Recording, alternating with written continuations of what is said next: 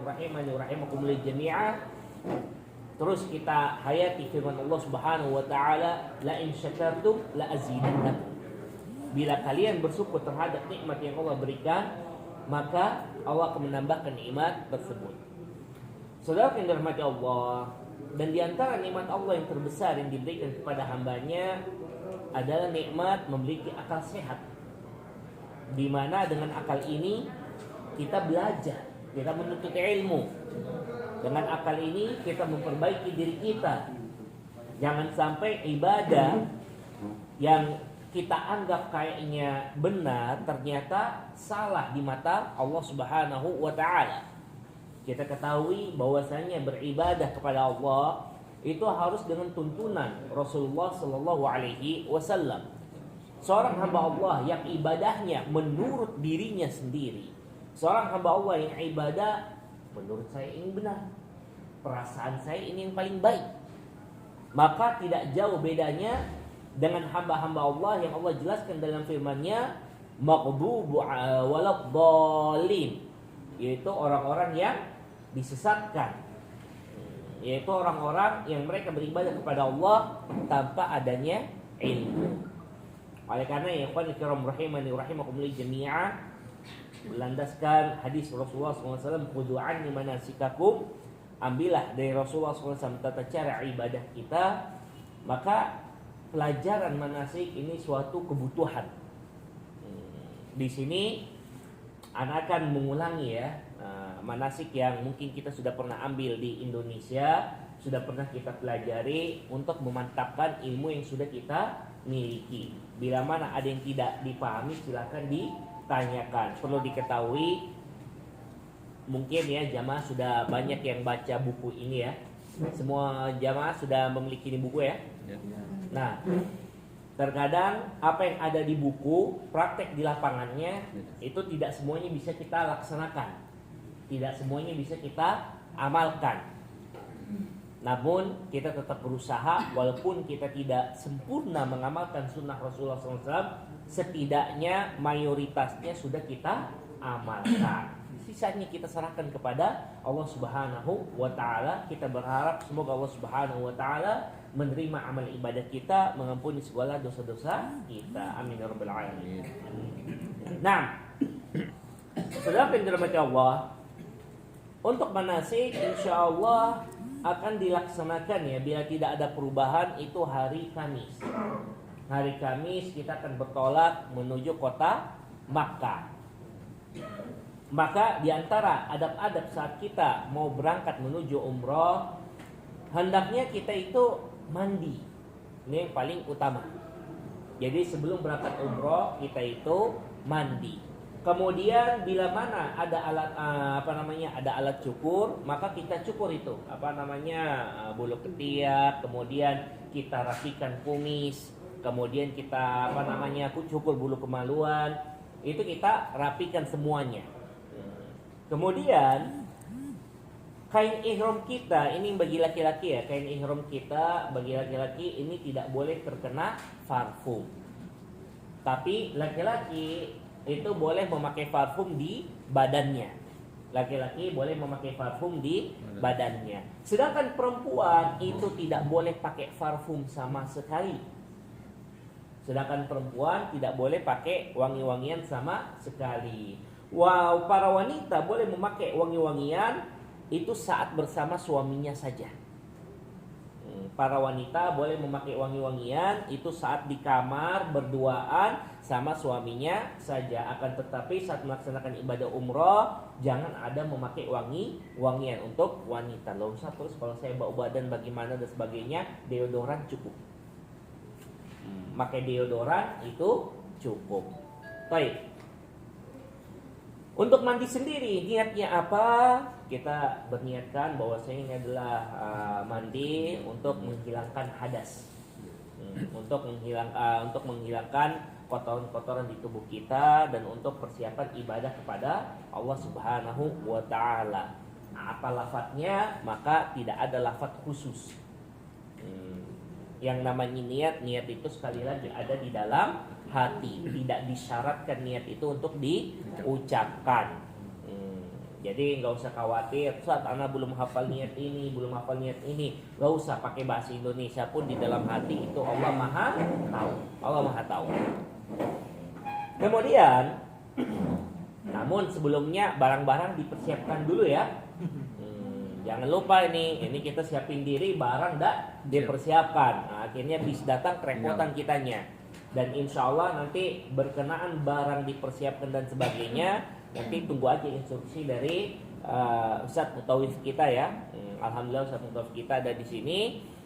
Nanti tinggal tunggu mereka aja instruksinya kapan persiapkan, kapan koper-koper itu dikeluarkan. Biasanya kalau selain Ramadan itu check out biasanya habis zuhur itu kita sudah siap-siap ke bis. Berarti koper itu kisaran jam 10 atau jam 9 itu sudah rapi di depan kamar kita.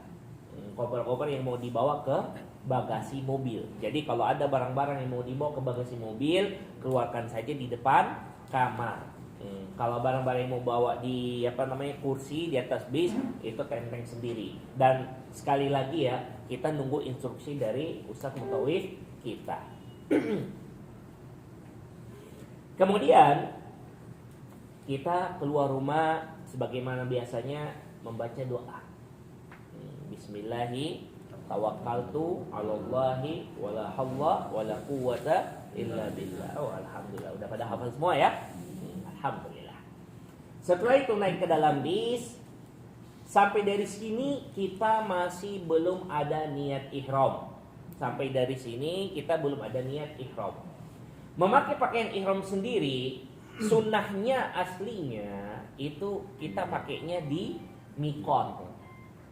Mikot kota Madinah yaitu Dzul Hulaifah atau dikenal dengan sekarang itu Abyar Ali. Ini mikot asli pemakaian ihramnya sebenarnya di situ. Akan tetapi situasi sekali lagi tidak memungkinkan. Tidak memungkinkan. Jangan sampai kita memaksakan diri. Oh tidak Ustaz, saya mau mengamalkan sunnah. Gara-gara Anda satu bis semuanya terlambat berangkat. Dan ini bahaya untuk izin kita ke kota Mekah. Itu masuk ke kota Mekah saudara, berbeda dengan yang dulu. Dulu aja itu kalau kita sudah tiba di kota Mekah terlambat saja, mungkin tiba sudah sampai sana masuk sholat isya, masuk hotel itu kita nunggu sampai selesai tarawih. Baru bisnya itu boleh jalan lagi. Apalagi sekarang dengan posisi luar biasa jamaah umrohnya ini datang. Tentunya ini pengawasan makin banyak dan ketat. Dan kita itu akan berangkat sama-sama dengan jamaah-jamaah lainnya. Subhanallah, saya tanya beberapa jamaah, kok sepakat mereka berangkatnya itu bareng sama kita. Kirain kita ini sudah lambat sehari ini, insya Allah mereka sudah duluan. Ternyata tidak. Mereka bareng sama kita, itu hari Kamis. Jadi nanti hari Kamis semua jamaah umroh itu berangkat dari kota Madinah ke kota Mekah. Nah bayangkan saja berangkat semua, itu betapa padatnya. Baik itu di Dzul Hulaifah nanti itu akan padat sekali. Jadi jangan sampai kita memaksakan diri harus di Dzul Hulaifah memakainya, tahu-tahu tidak dapat toilet. Nah ini bahaya. Tidak dapat toilet, ini bahaya. Akhirnya kita gara-gara perbuatan kita, jamaah yang lainnya itu terzolimi. Perlu diketahui kita berangkat sama-sama. Nah, jadi jangan sampai kita egois. Cuma karena kita ingin, oh diri saya harus sesuai ini, harus sesuai itu, kita menyakiti saudara kita. Mengamalkan amalan ibadah-ibadah yang diajarkan oleh Rasulullah SAW termasuk sunnah-sunnah. Termasuk hukumnya adalah sunnah. Akan tetapi menyakiti kaum muslimin dalam Islam hukumnya haram. Sekali lagi, menyakiti kaum muslimin dalam Islam hukumnya haram. Jadi insya Allah kita akan memakai kain ihram itu dari hotel. Laki-laki kain ihramnya kita tahu ya, cuma 2 lembar kain saja. Laki-laki kain ihramnya cuma 2 lembar kain putih yang sudah disiapkan oleh travel. Semuanya laki-laki dapat semua ya? Ya. Alhamdulillah. Sedangkan untuk perempuannya itu bebas pakai pakaian apa saja, tapi kayaknya Anda dengar sudah disiapkan juga ya dari ini travel untuk persiapan umrohnya. Intinya untuk wanita jangan sampai pakaian tersebut membentuk lekuk tubuh, dan yang berikutnya tidak menampakkan aurat. Jadi pakaian yang dipakai jangan pakaian yang ketat. Pakai legging, pakai you can see. Jadi pakailah pakaian yang longgar. Begitu juga jangan menampakkan aurat. Ini pakaian yang dibolehkan oleh syariat Islam bagi wanita. Sedangkan laki-laki cuma 2 kain itu saja. Sekali lagi 2 kain itu saja. Artinya celana dalam tidak boleh dipakai. Jadi kita kosongan ya. Tidak usah khawatir, kita semua sama ya. Baik. Setelah itu kita naik ke dalam bis. Kemudian sampai di dalam bis kita membaca doa safar. Doa safar ada doa yang panjang, ada doa yang pendek, dan di sini sudah diajarkan ya doa safarnya. Tolong ini buku dibaca. Ini kebanyakan kita ini subhanallah ya, sudah bagus-bagus ini buku dibuat, untuk bacanya itu kayaknya nggak ada waktu ya, padahal kita banyak waktu, tapi kok kenapa susah membaca. Nah ini ada doa safarnya. Jadi untuk doa safarnya silakan mau dibaca panjang atau mau dibaca pendek. Nanti insya Allah anak akan ingatkan di dalam bis, atau Ustadz Mutawif akan ingatkan di dalam bis. Biasanya kita mengingatkannya itu dengan doa yang pendek saja. Kita ingatkan doa yang pendek saja, sedangkan selanjutnya jamaah yang mau lanjutkan untuk doa yang lebih panjang. Karena namanya berdoa, namanya berzikir itu tidak dikomando. Tidak dikomandoi ya, tidak dipimpin. Kita cuma mengingatkan saja, sedangkan Anda silakan berdoa masing-masing.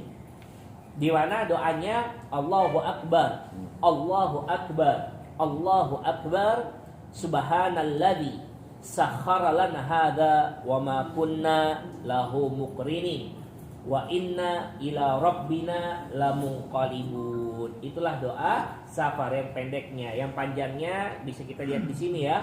Allahumma inna nas'aluka fi safarina hadza al-birra wat taqwa wa minal amali ma tarda. Allahumma hawwin alaina safarana hadza wa twi anna bu'da. Allahumma antas sahibu fis safar wal khalifatu fil ahl. Allahumma inni a'udzubika min wa'tha'is safar wa ka'abatil manzar wa su'il munqalab fil mali wal ahl. Ini doa yang panjangnya. Jadi jamaah Ustaz, anak kalau panjang susah hafalan Ustaz, ya sudah pakai yang pendek saja. Pakai yang pendek saja kalau kita susah menghafalnya, yaitu sampai kita stop yaitu wa inna ila rabbina lamunqalibun. Kemudian kita akan melakukan perjalanan. Insya Allah dalam perjalanan bila mana kita melewati tempat-tempat yang menarik, memiliki historical dalam Islam atau memiliki nilai sejarah, insya Allah itu akan dijelaskan oleh pembimbingnya. Di mana untuk bis 2 insya Allah Tiana akan jelaskan, untuk bis 1 dan lainnya dijelaskan oleh masing-masing Ustadz Mutawifnya. Jadi biar jamaah itu memanfaatkan waktu sebaik mungkin, kita mendapatkan ilmu dan kita terus bisa mengingat Allah Subhanahu wa taala. Dan dalam perjalanan kita sampai ke Dzulhulaifah, perbanyaklah zikir kepada Allah Subhanahu wa taala. Minta pertolongan Allah Subhanahu wa taala. Sekali lagi kita boleh berencana, akan tetapi yang memutuskan itu pasti Allah Subhanahu wa taala.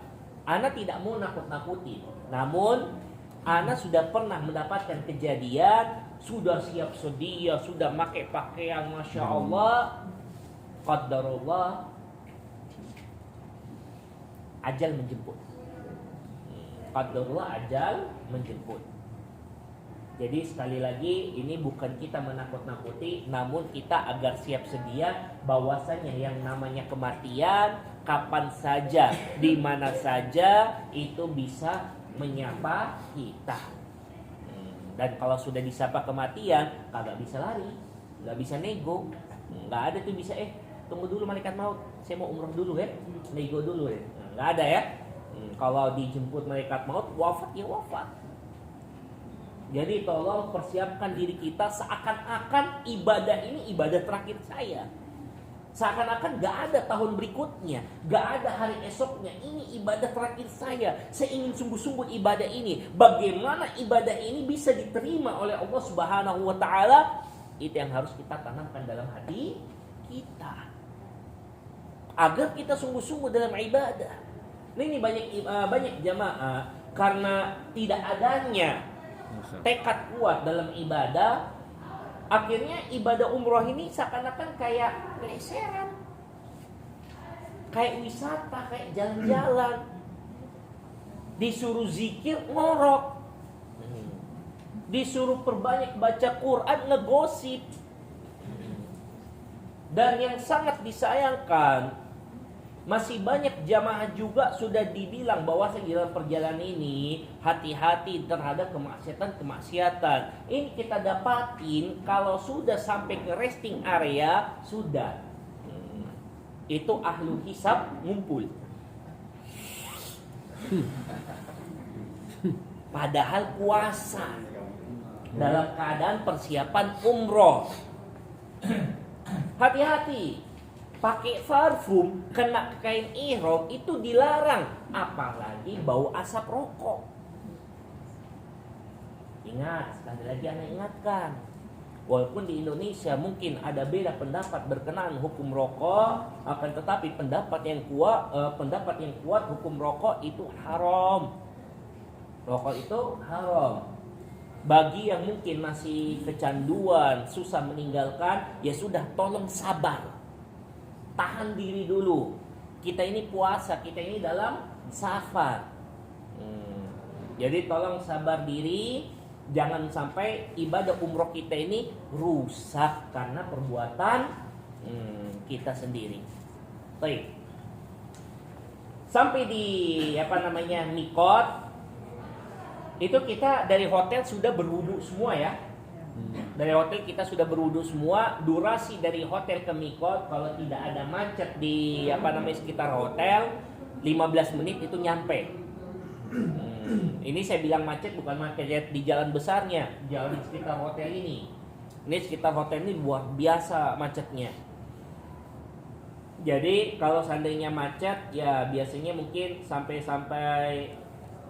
adalah setengah jam lebih, tidak nyampe 1 jam. Alhamdulillah mikotnya nggak terlalu jauh. Nanti sampai di situ jamaah akan kita arahkan langsung ke masjid.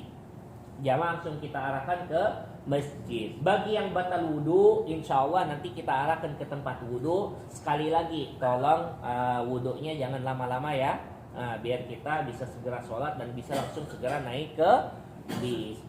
Nanti sampai di situ di tempat masjidnya, kita masuk. Kemudian sholat 2 rakaat. Sholat 2 rakaat ini ada beberapa kesalahan ya, salah asumsi yang nyebar di masyarakat, di mana sholat 2 rakaat ini dianggap adalah sholat sunnah ihram. Sekali lagi, dalam Islam tidak ada sholat sunnah ihram. Ini cuma penamaan saja. Dan bisa dimaklumi ya, terkadang mungkin karena banyak yang tanya ini apa sholat sunnah apa, jadi mungkin langsung aja keceplosan sholat sunnah ihram lah. Padahal bukan ya. Jadi kita di sana sholat sunnahnya niatnya adalah tahiyatul masjid. Jadi niat kita adalah tahiyatul masjid. Dan insya Allah kita sebelum berangkat sholat zuhur sudah kita jamak dengan sholat asar. Jangan nunggu sholat asar di jalan, eman.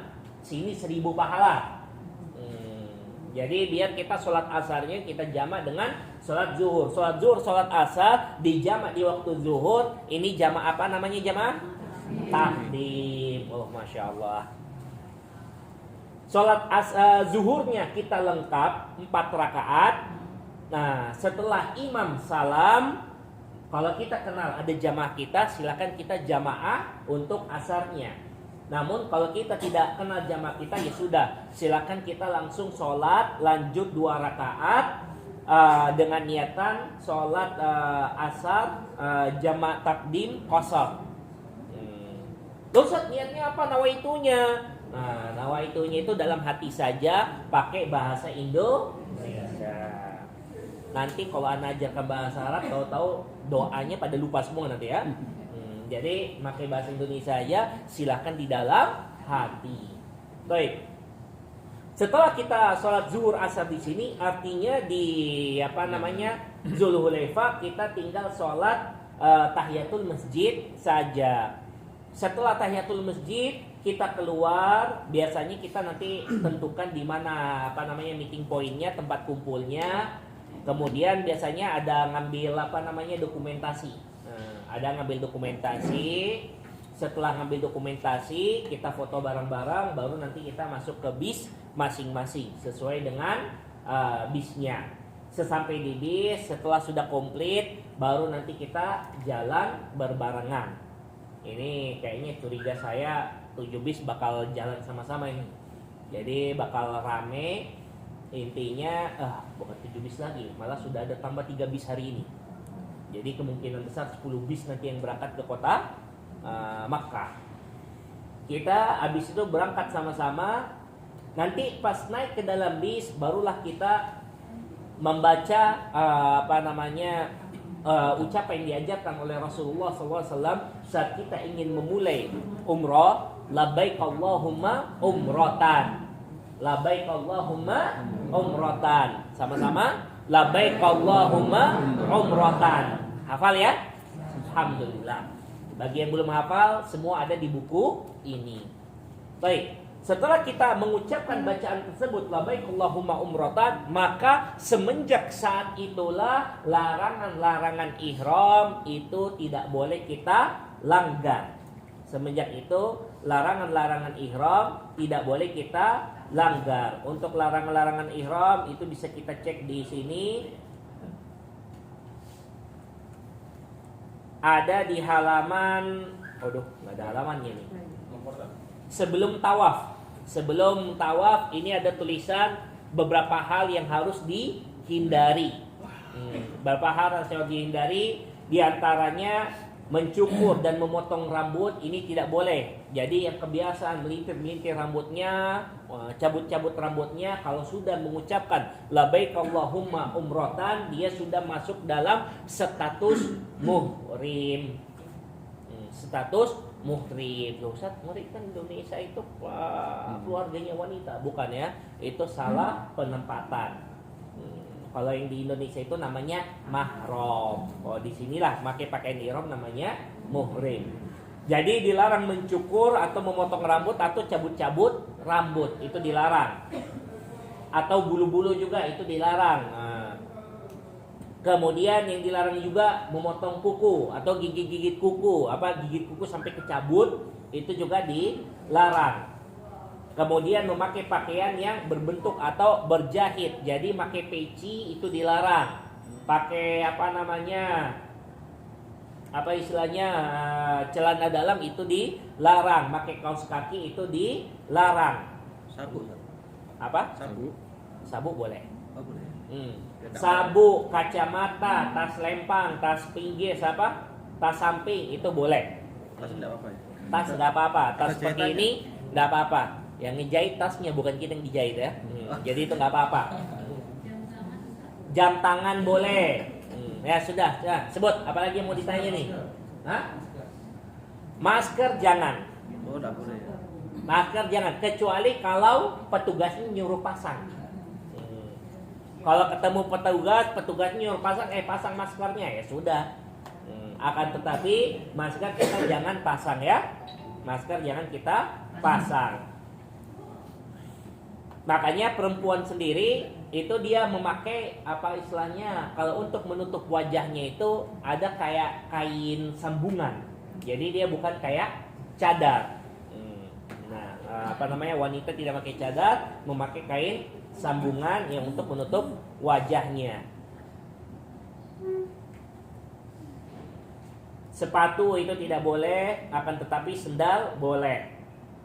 Kemudian memakai parfum tidak boleh, berburu tidak boleh, melaksanakan akad nikah itu tidak boleh, bercumbu disertai syahwat, mau disertai syahwat atau tidak itu usahakan tahan diri. Kemudian memakai sarung tangan dan penutup wajah bagi perempuan ini tidak boleh. Baik, ini larangan-larangan bisa dibaca ya, bisa dibaca.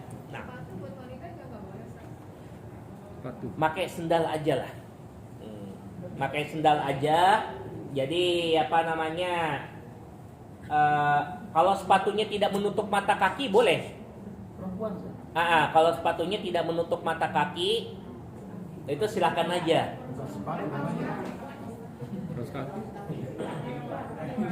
Kalau kaos kaki perempuan boleh. Kalau kaos kaki perempuan boleh ya. Sepatu sendal. Ya, sepatu sendal. Emang sepatunya perempuan kayak gimana? Setahu saya sepatu perempuan di bawah mata kaki ya. Ya udah aman lah. Aman ya. Jadi laki-laki juga selama tidak menutupi tidak menutup mata kakinya itu tidak masalah. Akan tetapi sepatu laki-laki ini rata-rata menutup mata kaki, makanya itu disarankan pakai sendal kalau laki-laki. Jadi laki-laki sendal aja, kita sama-sama sendalan ya. Sedangkan perempuan kalau mau pakai sepatu ya pakai ya sebenarnya kalau untuk perempuan sih agak bebas ya. Perempuan agak bebas, intinya jangan terbuka auratnya. Perempuan masih agak bebas, intinya jangan terbuka auratnya. Jadi sebenarnya sepatu perempuan juga sampai mau pakai pentopel juga laki perempuan tidak masalah ya. Yang penting jangan berbentuk tubuhnya, jangan terbuka auratnya, dan wajahnya jangan tertutup, tidak memakai sarung tangan. Akan tetapi kalau laki-laki jangan ya, laki-laki kita pakai sandal saja. Ada lagi untuk larangan ihram sebelum kita pindah lagi nih? Kalau bibir pecah-pecah terus ditindak juga boleh ya? Oh, kalau bibir kita pecah-pecah pakai lips apa itu loh? Apa? Lip gloss ya? Lip balm ya, udahlah intinya itu boleh. Itu boleh kita pakai, silakan aja dipakai. Akan tetapi kalau dipakai ada cairannya jangan dicicip ya. Jangan dicicip. Ya, itu bisa batal kalau ada cairannya di situ. Tapi kalau untuk bagian luar saja, ya sudah, itu tidak masalah. Apalagi ini kita banyak yang kering ya. Ini kita banyak yang kering. Ada lagi untuk larangan? Pakai bedak. Untuk bedak sendiri, selama bedaknya itu kayak untuk semacam kayak foundation gitu ya. Jadi semacam tidak kelihatan pakai make up, itu no problem. Tapi kalau pakai make up jangan. Wanita berhias diri kepada selain pasangannya, ini ancamannya bahaya.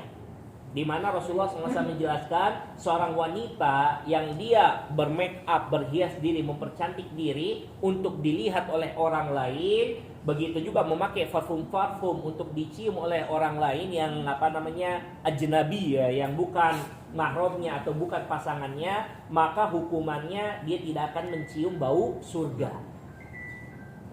Ini bahaya sekali ancamannya.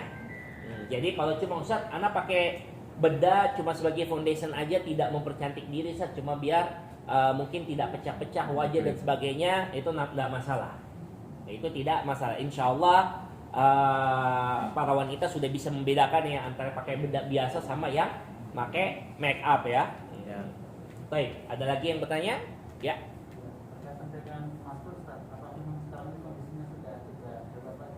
Alhamdulillah, nikmat dari Allah. Ini di Saudi Arabia, info yang Ana dapat sebelum kesini, itu masker itu sudah tidak wajib lagi.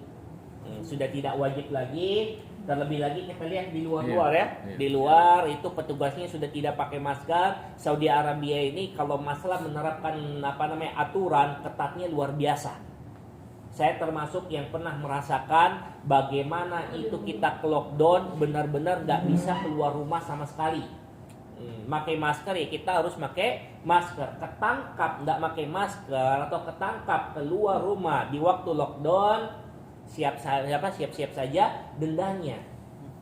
Jadi jangan sampai kita berpikir, wah ini di kampung saya mah mau masker, aturan masker wajib, bisa kita curi-curi tanpa masker. Beda ya, kampung kita sama sini ini beda. Ini negara orang dan alhamdulillah di sini sudah masalah masker itu sudah agak bebas. Jadi kita lepas masker aja untuk selama ibadah umroh ini. Kecuali kalau mungkin kita dapatkan tahu-tahu ada yang mungkin yang bersin atau dia batu-batu sedangkan kita berada di dekatnya, boleh kain ihram itu kita pakai untuk menutup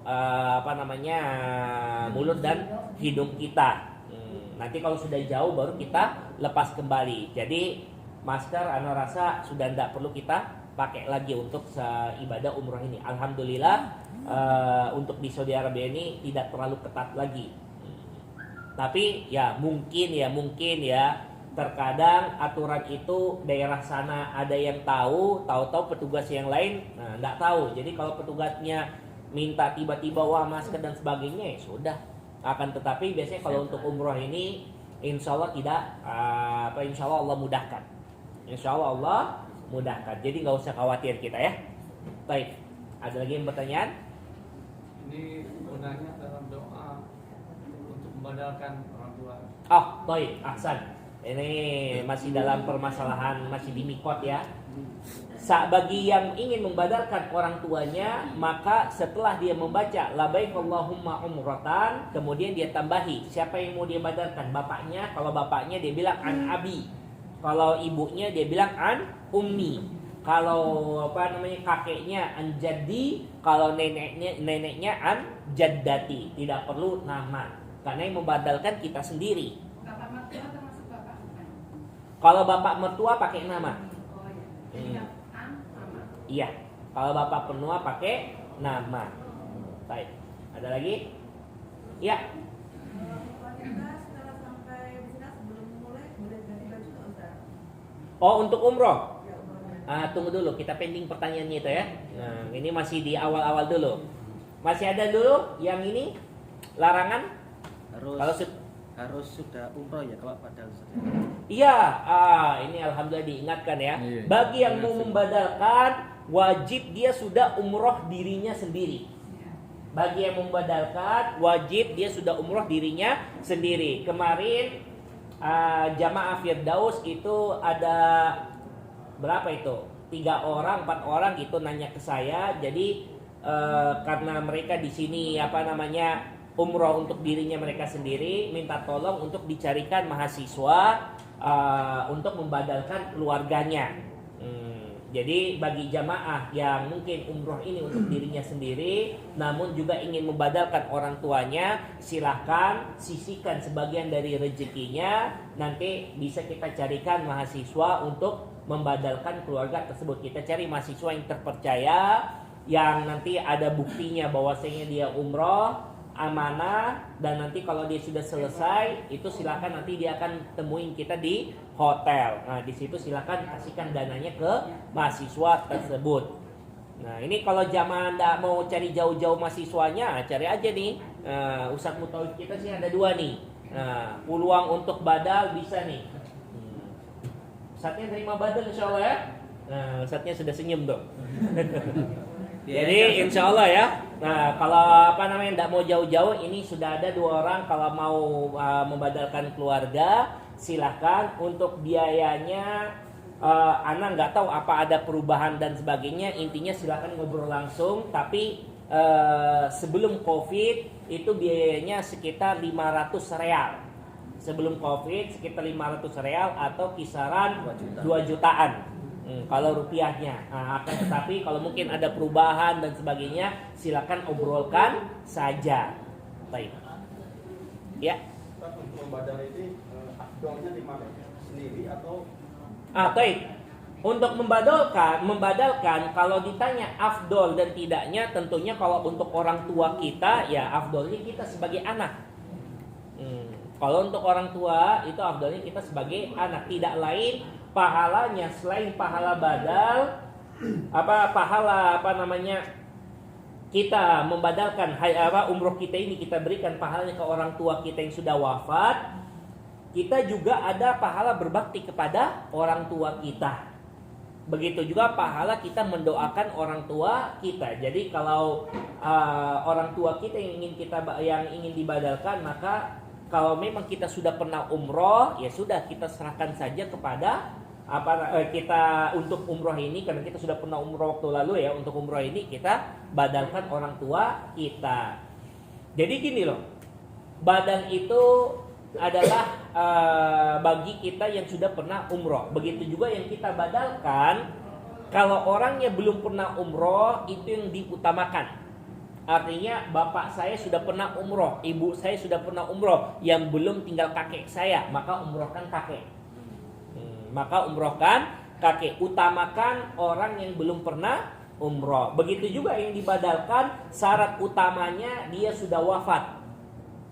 Syarat utamanya yang dibadalkan dia sudah wafat. Ada juga syarat berikutnya atau jenis berikutnya, itu orang yang memang mustahil untuk berangkat lagi ke tanah suci. Mungkin dia sudah sakit di pembaringan, sudah koma, nggak bisa bangun-bangun lagi, maka ini boleh dibadalkan. Ada sebagian pendapat ulama, namun ulama mengatakan kalau masih ada peluang dia untuk sembuh, maka jangan kita badalkan, karena dia masih bisa kemungkinan untuk berangkat. Tapi kalau orang yang sudah wafat, ya sudah, berarti itu sudah bisa kita membadalkannya.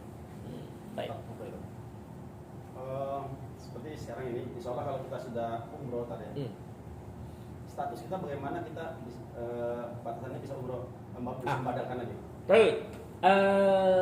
Yang ana dapat info ya, ini kalau seandainya jadi ya, terkadang ada beberapa perencanaan kita, kayak kemarin ada rencana mau pergi ke mana, ke Madain Soleh, ternyata qadarullah kita belum sempat ke sana. Nggak jadi ke sana karena kondisi kita yang tidak memungkinkan. Kita lagi puasa dan lokasinya itu jauh sekali, kisaran 3 jam perjalanan. Artinya kalau kita berangkat ke sana, ibadah di Masjid Nabawi itu banyak yang kita tidak dapatkan, makanya nggak jadi. Nah, info berikutnya, ana dapat kabar itu akan ada yang mau ke Taif. Jadi bagi yang pengen umroh lagi, maka ambillah mikot yang memang benar-benar ditetapkan oleh Rasulullah Sallallahu Alaihi Wasallam. Nah, Ustaz, Tan'im kan juga ada sahabat Nabi yang mikot. Iya, Tan'im itu mikot untuk penduduk Mekah atau yang musafir, dia dalam keadaan darurat. Contoh Aisyah itu mikot di Tan'im karena saat datang dia datang bulan. Dia datang kota Mekah, datang bulan, setelah selesai baru dia mikot. Sahabat lainnya tidak ada. Bahkan saudaranya Aisyah yang nemani Aisyah untuk mikot dari Tan'im, dia sendiri juga tidak umroh berulang kali. Makanya pendapat umroh berulang kali itu pendapat yang lemah. Pendapat yang umroh berulang kali itu pendapat yang lemah. Tapi Ustaz, anak pengen, maka kalau memang pengen, nanti bisa diatur selepas bulan puasa, saat kita sudah segar-segarnya tidak puasa lagi, nanti bisa kita jalan ke Taif. Di Taif itu ada mikot yang ditetapkan oleh Rasulullah, namanya Qarnul Manazil. Mikot yang ditetapkan oleh Rasulullah SAW namanya Qarnul Manazil. Kalaupun mungkin dari pihak travel tidak ke sana, insya Allah kita patungan pun tidak banyak biayanya. Kita bisa patungan, tidak banyak biayanya. Nanti bisa diatur nanti sama Ustadz Mutawifnya. Itu sisihkan duit. Nanti kita ke Qarnul Manazil. Sudah. Biasanya itu orang kalau ke Taif jalan-jalan dulu. Nanti pas baliknya lewat Qarnul Manazil, baru dia pakai pakaian ihram. Jaraknya Qarnul Manazil ke kota Mekah itu cuma kisaran 1,5 jam saja, nggak nyampe 2 jaman. Jadi kita tidak repot untuk memakai kain ihramnya. Nah, untuk mikot seperti itu sah, boleh kita untuk ulang umroh. Ustaz, besoknya anak mau pergi lagi, silahkan saja. Silahkan saja. Akan tetapi untuk masa-masa kita iktikaf, kita fokus di Masjidil Haram. Nanti pas kita selesai hari raya, insya Allah kita masih ada waktu, kalau nggak salah kisaran sepekan ya. Nah, sepekan ini ya silakan mau dimanfaatkan, nanti tinggal sepakat saja sama Ustadz mutawifnya. Seperti itu. Baik, ada lagi? Ya. Satu, Ustaz. Saya kan bukan saya punya suami, lama meninggal. Terus yang sambung meninggal dua-duanya kan. Lalu saya bikin ada dua. Ini kok nggak tahu saya ini sebagai istri yang tidak. Gimana? Belum jelas saya ini. Suaminya meninggal, tapi berkawin lagi ya? Apa? Oh iya. Saya buat tanya ya. Ah, Saya kan punya suami, banyak anak, wafat. wafat. Ah, Udah haji sih dia. Oh. Terus ada Bapak Sambung. Kawin Bapak lagi. Sambung meninggal juga. Sudah umroh belum Bapak sambungnya? Belum. Oke. Jadi itu kalau saya sekarang ini mau umroh ya, saya kerja sendiri apa harus? Baik. Untuk berkenaan tentang suami dan bapak sambung ya, maka kalau tadi suaminya ibu, alhamdulillah kan sudah haji, itu haji pasti dia sudah pernah umroh. Orang sudah haji itu pasti dia sudah umroh, artinya tidak ada kewajiban lagi untuk dibadalkan, itu sudah cukup. Sedangkan bapak sambung itu karena itu hubungannya dengan kita bukan hubungan langsung, sama juga tidak ada kewajiban untuk kita umrohkan. Namun bila kita umrohkan itu berarti kebaikan dari kita, tapi tidak ada kewajiban. Bukan Bapak Sambung, jadi suami sambungnya. Suami sambung. Oh, suami sambungnya. Oke, baik. Putus. Suami yang kedua. Iya, Kalau itu sih ya masih suami kita silahkan aja. Akan tetapi secara asal itu tidak ada kewajiban. Secara asal tidak ada kewajiban karena saat namanya kematian itu salah satu sebab terputusnya hubungan pernikahan. Jadi jangan sampai kita menganggap wah ini sudah meninggal berarti masih ada hubungan pernikahan. Tidak. Hubungan pernikahan itu sudah pisah dengan terputusnya kematian. Terima kasih tuh Pak Ustadz jadi nanya. Ya, jadi tidak ada kewajiban. Jadi kalau memang mau berarti itu kebaikan dari ibu ngasih sedekah berarti. Kalau tidak itu tidak kewajiban. Kalau wajibnya sedekah harus ya dikasih sedekahnya gitu. Silahkan aja karena itu bukan hubungan langsung sama ibu. Karena kalau yang wajib kita sedekahin untuk untuk kita berbakti itu orang tua kita. Orang tua ya, teman harus emang. Kalau orang tua kita itu harus. Allah a'lam. Tunggu tuh, ini ada yang bertanya tadi ibu. Ya.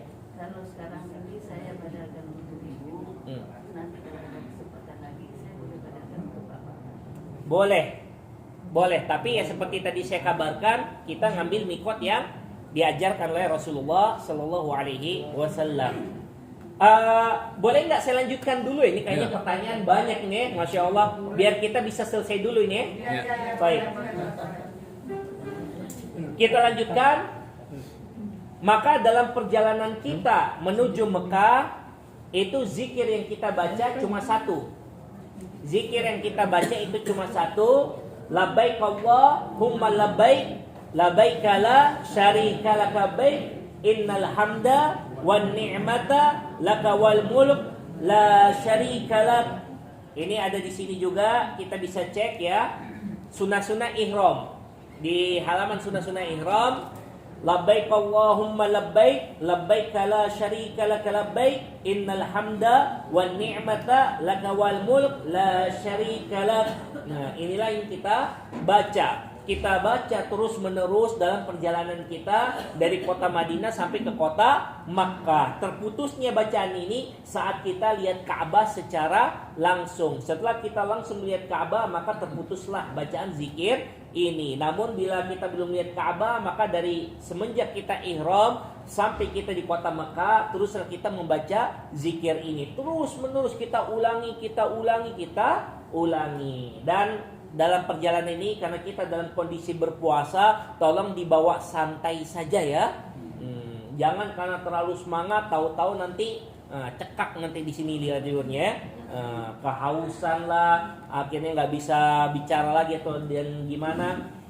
Jadi usahakan kita sekali aja, labbaik Allahumma labbaik, labbaik la syarika laka labbaik, innal hamda wan ni'mata laka wal mulk la syarika lak. Loh Ustaz, ana nadanya nggak kayak gitu Ustaz, ana nadanya sudah ada nada khusus ana pelajari. Silahkan saja, dah harus ikut seperti cara saya ya.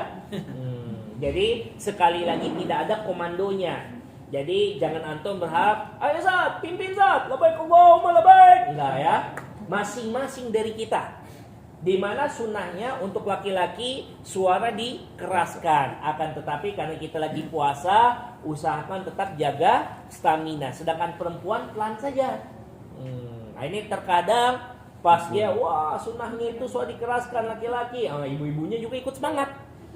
Akhirnya yang paling keras suara ibu-ibu, suara bapak-bapak nggak kedengaran suara bapak-bapak. Dan ini sudah sering kejadian. Jadi yang suaranya pelan itu ibu, bapak-bapak yang suaranya diangkat. Baik. Kemudian selama dalam perjalanan itu, Ustaz, saya pengen baca Quran, silahkan. Ustaz, saya pengen zikir, pengen istighfar, silahkan. Ustaz, saya pengen istirahat, capek, silahkan. Jadi dalam perjalanan itu kita bebas, akan tetapi manfaatkan waktu sebaik mungkin. Jadi mungkin kita istirahat, tidur sebentar, nanti bangun, kita lanjut lagi, silahkan. Jadi tolong ya, ini HP kalau tidak penting istirahat dulu. HP ini kalau tidak penting istirahat dulu. Jangan sampai jarinya kegatelan ya. Labbaik Allahumma labbaik guys. Umrah nih guys. Labbaik Allahumma labbaik. Posting. Hati-hati, hilang pahala. Hati-hati, pahala bisa habis. Ini terkadang jamaah banyak yang tidak sadar. Dia hitung labbaik Allahumma labbaik. Guys, di like ya guys. Jadi tolong ya, jangan kegatelan ini tangannya main HP. Kalau tidak butuh ya sudah, istirahat dulu ini HP. Kalau banyak Quran di HP. Oh silahkan Bu, silahkan. Maksud saya itu selfie gitu loh Bu. Maksud saya Bu. Kalau dia baca Quran dalam HP, Masya Allah itu luar biasa Bu. Nah ini baru bagus nih ya. Yang saya bilang harus waspada itu kita selfie, kita lagi ibadah, kemudian kita posting. Nah ini bahaya nih, ini bahaya. Baik, terkadang juga kita tidak ada niatan kayak gitu dari Indonesia. Tolong ya, posting dong umrohnya kayak gimana, posting dong talbiyahnya kayak gimana. Allah ini rese amat ya, orang ibadah antar kita sama Allah kok disuruh kita pamer tuh gimana gitu. Jadi kabarin saja untuk keluarga di Indonesia, kalau minta untuk diposting ibadah kita bilang ya sudah saya doakan aja nanti ente bisa umroh. Seperti itu kita doakan di mereka. Dalam perjalanan itu insya Allah kita akan stop di resting area kita sekali. Oh ya. Abdulnya non-stop bertalbiyah atau selingi baca Quran? Semampu kita. Mana yang gitu? Karena kalau dipilih ya antara talbiyah sama baca Al-Quran dalam perjalanan dari Madinah ke Mekah, itu yang banyak dilakukan oleh para sahabat adalah bertalbiyah. Namun kalau kita mungkin saat saya pengen lanjut bacaan Al-Quran saya, ini saya target mau khatam Al-Quran, silahkan, itu tidak dilarang.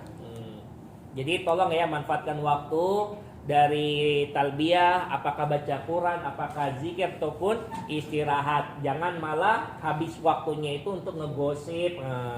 Ini bahaya nih, terkadang kita kayak butuh hiburan, udah ngobrol. Tahu nggak itu ada berita baru tuh ya, artis ini loh kena skandal. Tolong ya, stop.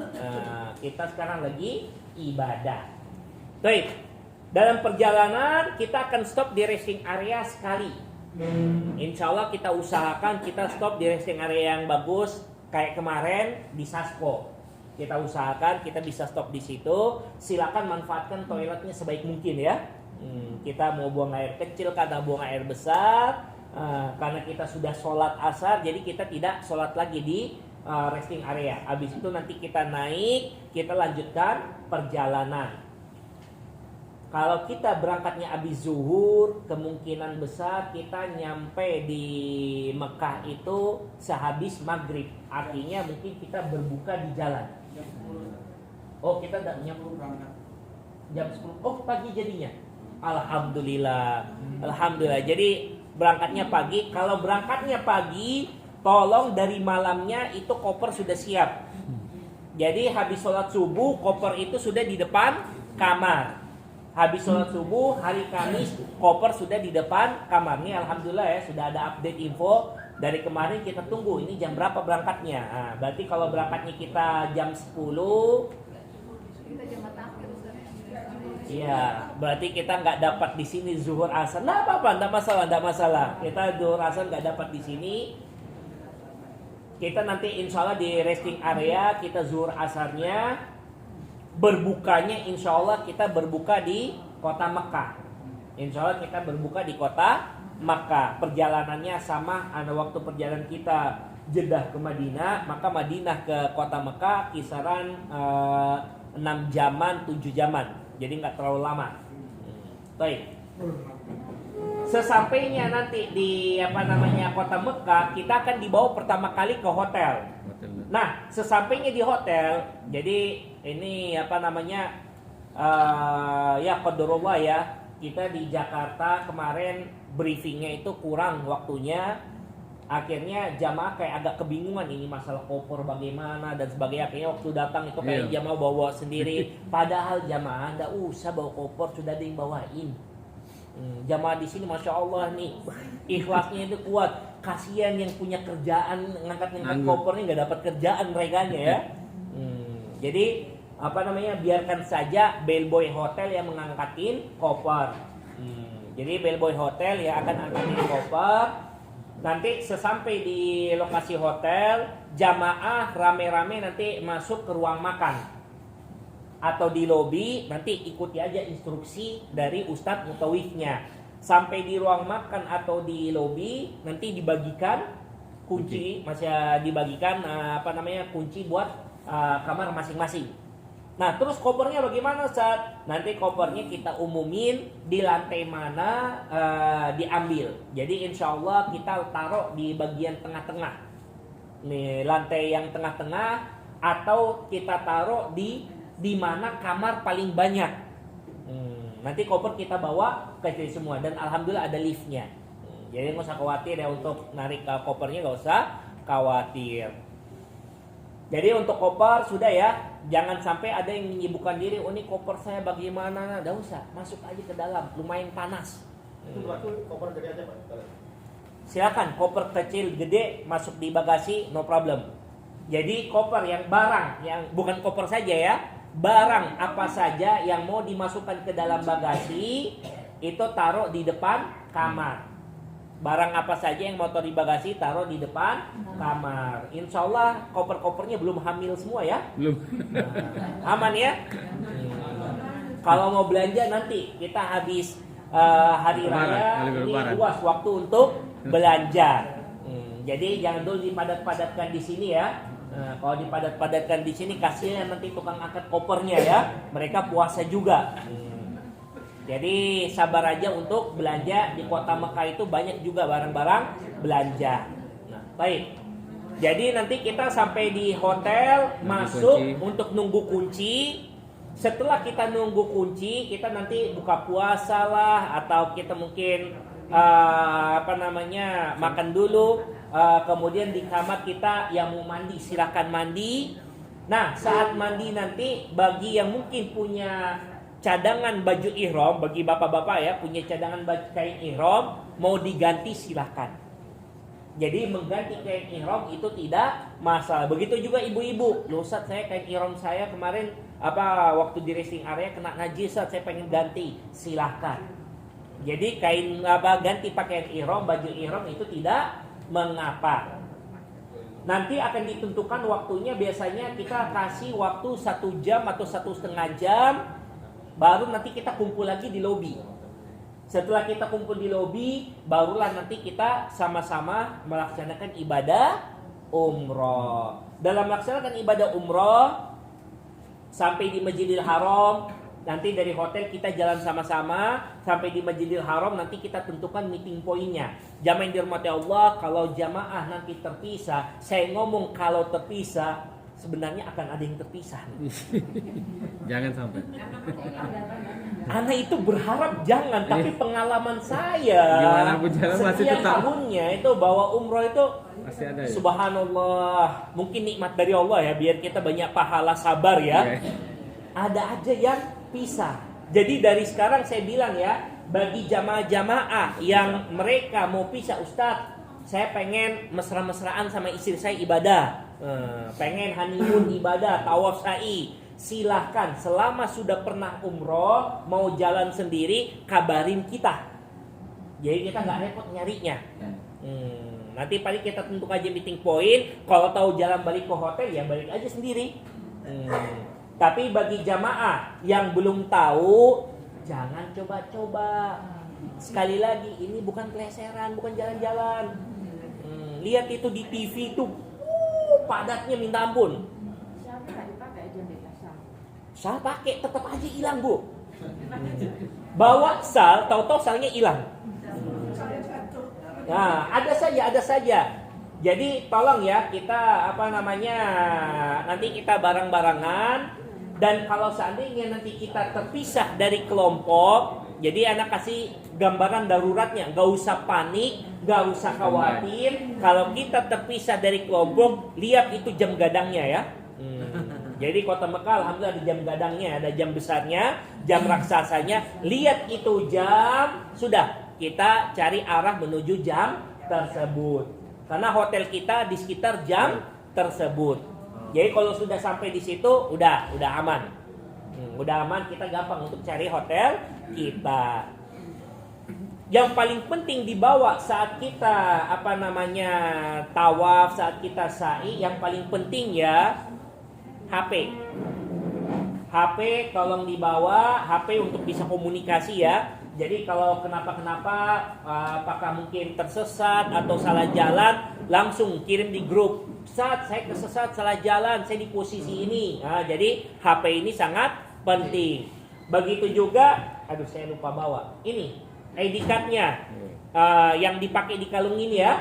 Dipakai kalung ini, tolong dipakai saat kita ibadah umroh. Ya benar, yang ibu pakai itu ibadah umroh, tolong kita pakai. Di situ ada identitas hotel kita di mana.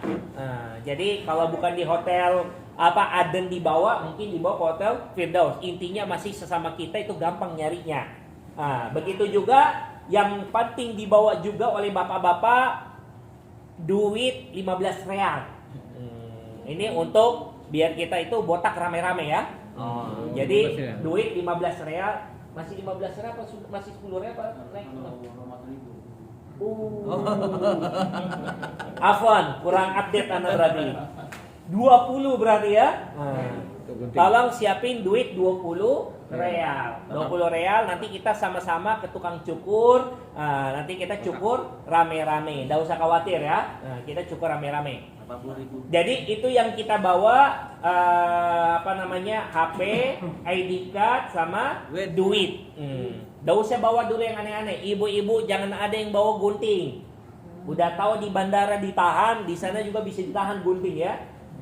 Jadi gunting biarkan aja di kamar, enggak usah dibawa ke Masjidil Haram. Kemudian nanti pas kita masuk, sesampainya kita di depan pintu Masjidil Haram, setelah kita tentukan meeting point ya, nanti kalau sudah selesai kita kumpul di situ, kita nanti masuk Masjidil Haram, kita doa masuk masjid. Doa masuk masjid, di sini ada doa panjangnya, yang sering kita baca, Allahumma ftahli abwaaba rahmatik. Kemudian masuk Masjidil Haram dengan kaki kanan. Setelah kita masuk itu biasanya sendal harus kita angkat. Sendal harus kita angkat. Nah, fungsinya tas ini, tas lempang ini enak. Sendal bisa kita masukkan ke tas tersebut. Jadi nggak usah isiin barang-barang berharga, dompet dan sebagainya, nggak usah. Isi aja di situ mungkin HP, sendal, kemudian duit, sudah itu cukup. Kenapa sendal itu harus kita tetap bawa? Karena belum tentu kita keluarnya pintu yang sama. Jadi belum tentu kita keluarnya pintu yang sama. Jangan sampai jamaah ini, Anda ingatkan lagi ya, tolong sendal dijaga. Jangan sampai kita pergi bawa sendal, baliknya ceker ya. Nggak bawa sendal kitanya. Nah, ini sudah sering kejadian. Saat ditanya, lah Bu, Bapak taruh sendalnya di mana? Bawa sendalnya mana? Oh ada, saya taruh di loker, lemari ini, rak ini. Kalau sudah kayak gitu, sudah ya halalin aja dah, sudah ya. Susah, semuanya kembar-kembar di sana. Repot mau dicari ulang. Makanya itu tas lempang ini memang disediakan oleh travel untuk memudahkan jamaah bawa sendalnya. Jadi pakai itu tas, taruh sendalnya di situ. Kemudian kita nanti sampai ke tempat tawaf, kita akan memulai tawaf. Pertama kali itu ada garis hijau. Ada garis hijau penanda dimulainya garis lurusannya Hajar Aswad. Sampai di garis lurusan Hajar Aswad tersebut, kita nanti kain ihramnya kita buka bahu kanan. Bahu kanan ini kita buka. Kita buka bahu kanan, insya Allah nanti diajarkan sama Ustadz Mutawifnya, sama pembimbingnya, dibuka bahu kanan, kemudian kita menghadap ke Hajar Aswad, kita bilang Bismillahirrahmanirrahim Akbar. Ingat, Bismillahirrahmanirrahim Akbar, tidak ada kisbay ya, nggak ada ya. Sudah saya ingatkan di Jakarta, saya ingatkan lagi di sini. Jadi kita menghadap Ka'bah, Bismillahirrahmanirrahim Akbar, cukup. Kenapa saya bilang tidak ada kisbay? Nanti jamaah jangan heran. Loh Pak Ustadz, itu ada yang sampai gini. Ada, itu nanti kita lihat. Nah, kita jangan ikut-ikutan. Kalau mau ibadah ikut-ikutan, maka orang yang sangat pantas kita ikuti adalah Rasulullah Sallallahu Alaihi Wasallam. Jadi jangan ikut-ikutan. Jadi Bismillahirrahmanirrahim, tidak ada kisbainya. Lalu Ustaz, bagaimana ini kisbainya ini kok bisa ada? Itu salah memahami hadis. Dan sudah saya jelaskan di Jakarta, memang qadullah saat menerjemahkan hadis tersebut, mereka di situ ada salah penerjemahan. Akhirnya isyarat jauh di mereka tulis boleh untuk cium isyarat tersebut. Tidak, kita boleh mencium tangan kita kalau tangan kita nyentuh Hajar Aswad. Selain itu tidak. Jadi kita cukup ngasih isyarat saja. Kemudian kita jalan, kita tawaf. Saat tawaf tidak ada doa-doa khusus. Doa-doa khusus, zikir-zikir khusus tidak ada. Silahkan kita doa apa keinginan kita, hajat kita, minta. Ya Ustaz, saya nggak tahu bahasa Arab. Ya pakai bahasa Indonesia. Nggak tahu bahasa Indonesia juga pakai bahasa daerah kita. No problem, Allah Maha Tahu. Allah Maha Tahu kepada hamba-hambanya. Kecuali kalau Anda tidak bisa berdoa, nanti saya doakan hamba Anda ya. Jadi nggak usah khawatir, kita doa hajat kita sudah minta sama Allah sedetail-detailnya. Mungkin dari Indonesia dari sekarang mau nitip doa sudah kumpulin itu titip doa semuanya ya. Jadi tidak ada doa-doa khusus. Makanya di buku ini tidak ada itu kumpulan doa-doa khusus dan sebagainya, nggak ada. Karena banyak kejadian jamaah dikasih buku yang ada kumpulan doa-doanya, akhirnya dia lihat ini buku-buku, selesai hilang sudah dia. Mana ini kawan-kawan saya hilang. Jadi bukan dia yang tersesat, kawannya yang tersesat. Jadi jangan kita fokus ke buku ini, fokus ke rombongannya sambil kita berdoa minta kepada Allah Subhanahu wa taala.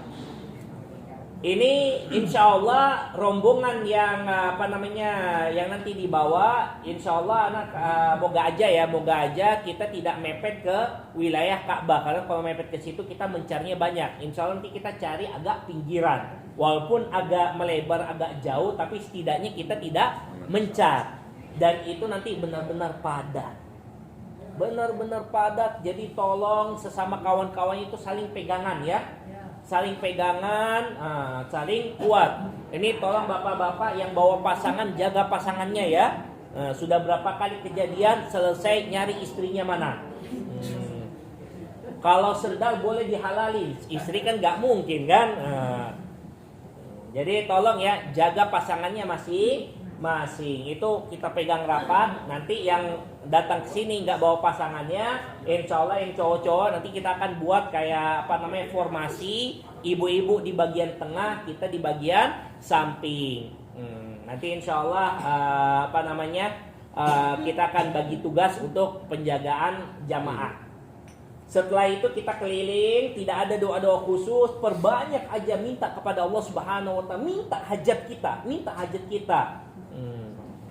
Sampai ke rukun Yamani, memang sunnahnya itu kita menyentuh rukun Yamani. Tapi kalau tidak bisa ya tidak usah dipaksa. Dan nanti jamaah akan ada yang kegoda itu. Saya bilang kegoda karena banyak orang-orang yang buru-buru megang. Alhamdulillah aman ya. Saya lupa terus, maaf. Ternyata sudah dihalangi. Alhamdulillah sudah dibatasi. Jadi syukurlah tidak ada yang perang dunia ya. Itu Hajar Aswad itu. Alhamdulillah. Jadi wilayah Hajar Aswad itu wilayah yang memang banyak orang-orang itu berebutan untuk di sana, dan di rukun Yamani juga banyak orang yang berebutan ke sana. Alhamdulillah ini sekarang sudah dibatasi, jadi kita tidak pusing lagi antara Hajar Aswad sama rukun Yamani. Sesamping di rukun Yamani, kita tidak memberikan isyarat sebagaimana di Hajar Aswad, namun kita cuma membaca doa Rabbana atina fid dunya hasanah wa fil akhirati hasanah wa qina adzabannar. Sudah, itu aja doanya.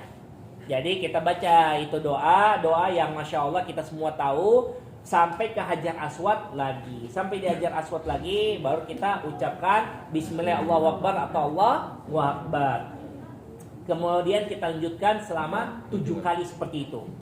Jadi putaran pertama, kedua, ketiga, keempat, kelima, keenam, ketujuh. Selesai ketujuh, insya Allah nanti kita akan cari lokasi yang segaris dengan Makom Ibrahim sama Ka'bah. Ingat, Makom Ibrahim bukan kuburan ya. Makom Ibrahim ini adalah tempat pijakan. Tempat berdirinya Nabiullah Ibrahim saat bangun Ka'bah. Loh Ustaz, berarti Nabi Ibrahim tangannya panjang itu ya, jauh gitu enggak ya? Itu dulu batunya dekat dengan Ka'bah, kemudian dimundurkan untuk memudahkan tawaf. Dan nanti jamaah akan lihat banyak keanehan di situ. Ada yang nanti pas kita lihat, ada yang nangis-nangis di situ, peluk-peluk, cium-cium dan sebagainya. Ingat, itu bukan pasangan kita ya. Kalau mau peluk-cium sama pasangan, bukan Makom Ibrahim. Makom Ibrahim bukan untuk kita kultuskan, bukan untuk kita ngambil berkat, bukan. Itu untuk pembelajaran bagi kita bahwasanya agama ini adalah agama yang hak. Para nabi ini ada, bukan fiksi, bukan bohongan. Itulah peninggalan-peninggalan para nabi. Jadi kita tidak usah ikut-ikutan sampai harus megang dan sebagainya. Jangan, kita tetap fokus sama ibadah kita. Nanti kita cari posisi di situ kita sholat sunnah 2 rakaat. Sholat sunnah niatnya sholat sunnah mutlak. Ya Allah, saya niat ingin sholat sunnah. Sudah, itu aja. Saya niat ingin sholat sunnah. Rakaat pertama yang kita baca adalah Qul ya ayyuhal kafirun. Ini rakaat pertama. Rakaat kedua baru Qul huwallahu ahad. Bagi yang belum hafal masih ada waktu ini untuk menghafalkannya ya. Bagi yang belum hafal masih ada waktu yang menghafalnya. Ustaz, saya belum hafal sampai hari H juga belum hafal. Ya sudah, baca aja Qul huwallahu ahad aja ya. Intinya ayat rakaat pertama Qul ya ayyuhal kafirun, rakaat kedua Qul huwallahu ahad. Setelah itu baru kita menuju ke tempat sa'i. Insyaallah kita akan singgah ke tempat Zam-Zam. Jadi menuju tempat sa'i, kita akan singgah ke tempat Zam-Zam. Nanti kita minum air Zam-Zam. Kita minum air Zam-Zam, kita minum air Zam-Zam. Saat kita meminum air Zam-Zam tersebut, kita berdoa. Minta kepada Allah hajat kita. Ya Allah, semoga dengan air Zam-Zam ini saya sehat walafiat. Ya Allah, semoga dengan Zam-Zam ini umur saya diberkahi. Ya Allah, semoga Zam-Zam saya ini, mungkin kalau pengen punya keturunan, ya Allah, semoga dengan Zam-Zam saya ini saya banyak keturunan saya, mendapatkan keturunan yang soleh dan solehah. Silakan kita doa sebanyak mungkin. Ingat, kita doa kepada Allah. Zam-Zam ini sarana saja. Bahwasanya Rasulullah SAW saat meminum Zam-Zam itu berdoa kepada Allah Subhanahu wa Ta'ala. Dan minum Zam-Zam itu sunnahnya kita 3 tegukan ya. Minum Zam-Zam 3 tegukan. Tegukan pertama, kedua, ketiga. Bukan kita minum langsung. 3 tegukan ya. Tidak usah buru-buru. Zam-Zam nggak kehabisan ya. Jadi nggak usah khawatir. Nanti setelah kita minum Zam-Zam, baru kita kumpul lagi menuju ke tempat sa'i. Nanti di tempat Zam-Zam mungkin kita agak lama ya. Biasanya kita cek dulu ini sudah komplit nggak jamaahnya. Sambil kita geser-geser dikit-dikit karena polisinya pasti nyuruh kita pergi. Jadi kita tetap usahakan sama-sama. Sampai ke tempat sa'i, kita membaca Inna Sofa wal Marwata min sya'irah. Itu di wilayah Sofa. Sekali lagi di sini ada doa-doanya, silahkan dihafalkan. Doanya banyak yang saya skip ya, karena kita mempersingkat waktu. Kemudian sampai di di Marwah sendiri. Di Marwah sendiri kita sebelum berdoa itu ada zikir yang disunahkan oleh Rasulullah SAW. Jadi kita naik ke sana, Inna Sofa wal Marwata min syairillah. Kemudian kita menghadap Ka'bah. Sekali lagi tidak ada komando. Silakan kita zikir sendiri, doa sendiri. Namun biasanya nanti anak dan ustaz-ustaz mutawif akan ingatkan zikir tersebut. Allahu Akbar, Allahu Akbar. La ilaha illallah wahdahu la syarikalah, lahul mulku wa lahul hamdu yuhyi wa yumitu wa huwa ala kulli syai'in qadir.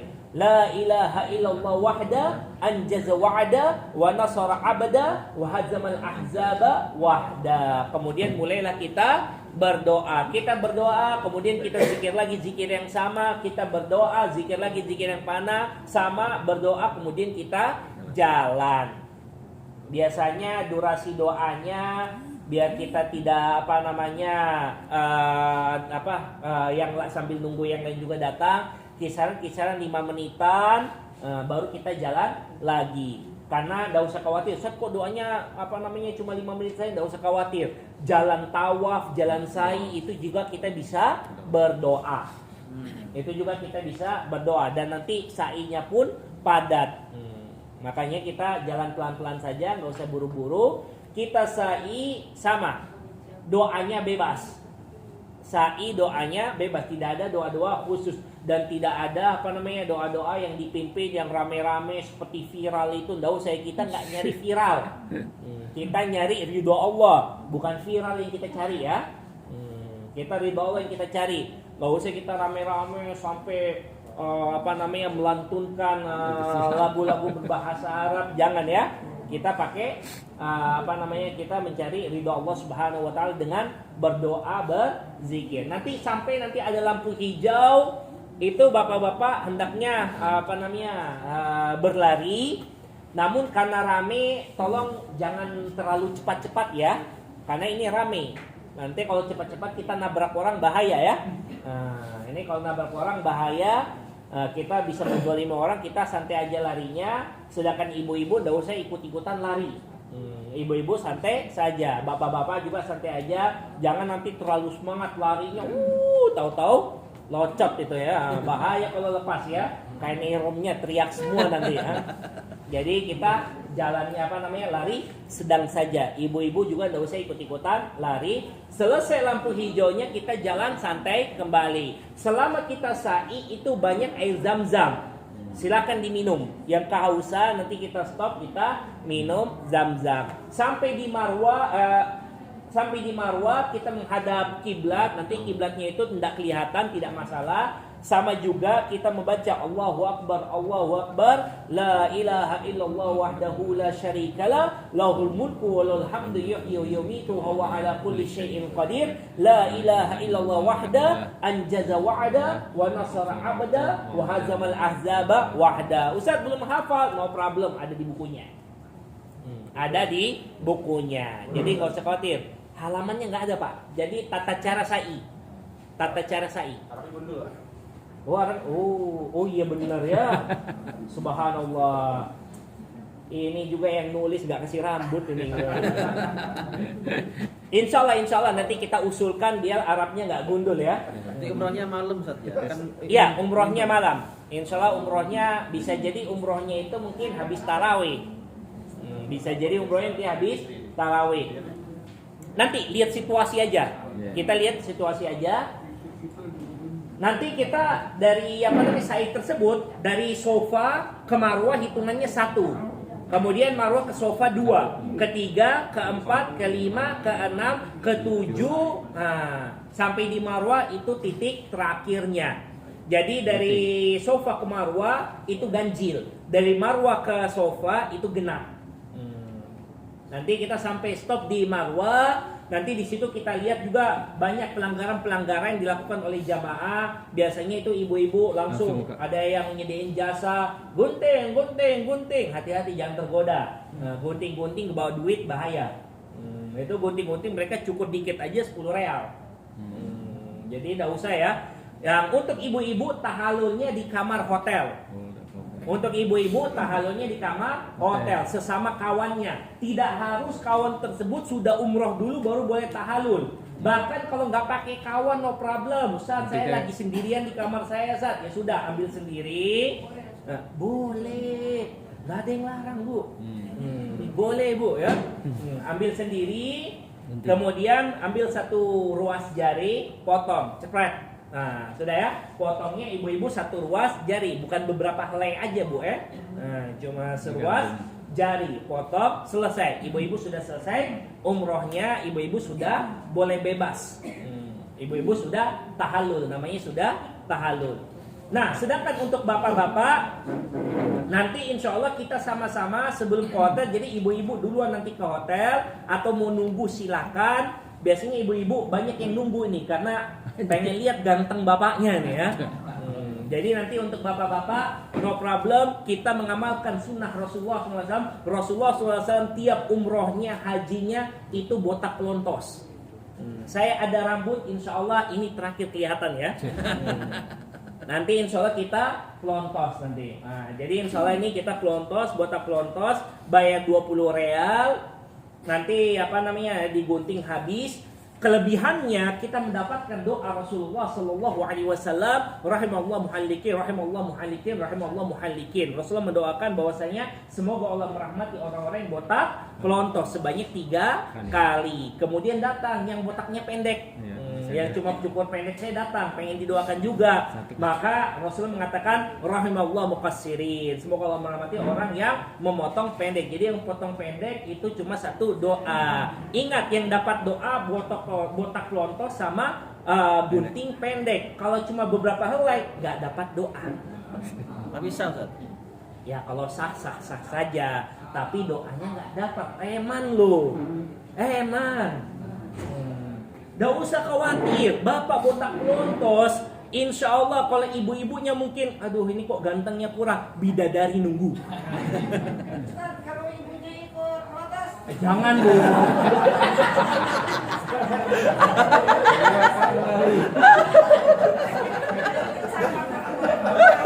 Supaya dapat doa Ustaz. Supaya dapat doa Rasulullah Ustaz. Ibu-ibu gunting kayak begini sudah dapat doa Nabi, tidak usah khawatir ya. Udah dapat. Yang pelontos itu bapak-bapak doang ya, ibu-ibu tidak usah ikut-ikutan ya. Tidak usah khawatir, ibu-ibu sudah dapat tersendiri, porsinya sudah ada ibu-ibu. Nah, jadi yang buatan pelontos itu bapak-bapak.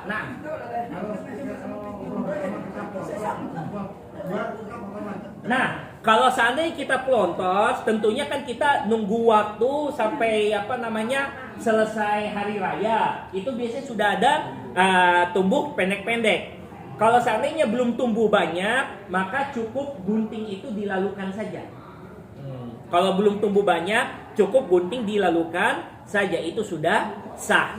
Jadi kalau kita sudah potong pendek seminggu atau 10 hari ternyata belum banyak tumbuhnya, sudah gunting aja diginiin, tek tek tek tek, itu tidak apa, itu sudah sah. Itu sudah sah, sudah dapat pahala juga. Tapi kalau ternyata rambutnya cepat tumbuhnya, ya sudah botak lagi. Kalau rambutnya cepat tumbuhnya, jadi seperti itu ya. Jadi insya Allah gak usah khawatir, kita sama-sama botak pelontos. Gak usah khawatir, saya ngomong saya duluan yang botak pelontos ya. Jadi biar kita sama-sama dapat doa Rasulullah Sallallahu Alaihi Wasallam. Jarang-jarang loh kita didoakan oleh Kanjeng Nabi Muhammad ya. Ini doanya Rasulullah itu sampai hari kiamat. Makanya ini kita manfaatkan doa tersebut. Baik. Sampai setelah kita tahallul gunting rambut, selesailah ibadah umroh kita. Nah, tadi saya ada yang kelewatan, yaitu membuka bahu kanan itu saat tawaf saja. Selesai tawaf kita tutup lagi bahu kita. Baik. Sedangkan untuk tata cara memakai kain ihram itu bebas ya. Tata cara kain ihramnya itu bebas. Kemarin sempat saya ajarkan tata caranya yang sering saya pakai. Kalau seandainya bapak dan ibu ada tata cara khusus, jadi tidak ada tata cara ihram sanadnya nyambung ke Rasulullah, nggak ada ya. Itu bebas tata caranya. Intinya tertutup ini aurat kita dan kuat, tidak mudah jatuh. Ada sabuknya nggak ya? Ada sabuknya nggak di bawah? Kalau nggak ada berarti nanti pakai sabuk sendiri, no problem ya. Seperti pakai kain sarung. Ya pokoknya usahakan aja kuat ya. Usahakan aja itu kuat. Baik. Jadi selesai sampai situlah ibadah umroh kita. Kita berdoa semoga amal ibadah kita diterima oleh Allah Subhanahu wa taala, dosa-dosa kita diampuni oleh Allah Subhanahu wa taala, kita pulang menjadi umroh yang makbul. Amin ya rabbal alamin. Tafadhal, dibuka pertanyaan, silakan. Pak Ustaz, kesehatan kita kan tidak sama. Ayo. Ada yang masih muda atau yang muda juga tidak sehat. Bagaimana dengan penggunaan kursi roda atau yang di atas skuter? Skuter. Baik. Ini masya Allah pertanyaan yang memang penting juga bagi kita. Bagi jamaah yang merasa kakinya sudah ngilu-ngilu, udah capek, apalagi nanti kita malam pertama itikaf itu di kota Madinah. Nanti insya Allah kita akan dapatkan itu sholat malam itu sholat malam yang kita habis tarawih, tidak ada witir, tengah malam nanti ada sholat lagi. Ini sholatnya lebih lama daripada sholat tarawih. Berdirinya, rukuknya, sujudnya, duduknya, durasinya sama. Nah ini biasanya bikin kaki kita tidak kuat.